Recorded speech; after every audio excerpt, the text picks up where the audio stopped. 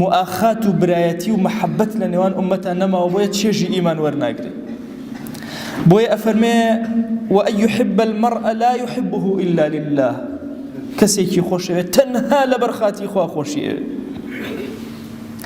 ئەی چەند شیرینە ئینسانی مسلمان. ئێمە لەم دوورەوە مسلمانێکی ڕەشپێستە بینین ئەزانین دینداری ئەکات و خواناسی ئەکات لە دڵمانە شیرینە لە دڵمانە.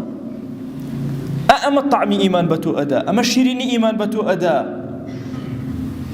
ئەمڕۆ پەرتەوازەی مسلمانان چێژی لە نوێژ و تاعەتەکانیشمان بڕیوە.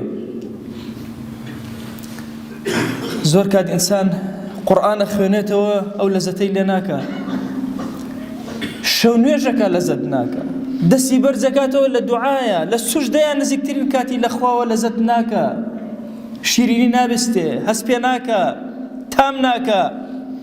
هۆکارەکەی ئەم خەلەلەیە. دڵت بزانە چەندێ ئیماندارانی خۆشێ. بۆیە لە دوای خۆشەویستی خوا و پێغەمبەری خوا صلی الله عليه وسلم ئەبێ ئەم دڵت پڕ بێ لە خۆشەویستی بۆ ئیمانداران. بچووکترین حل و حەقت غەش و خراپەکاری لە دڵتا بەرامبەر بە هیچ ئیماندارێکی سەرزەوی نەبێ.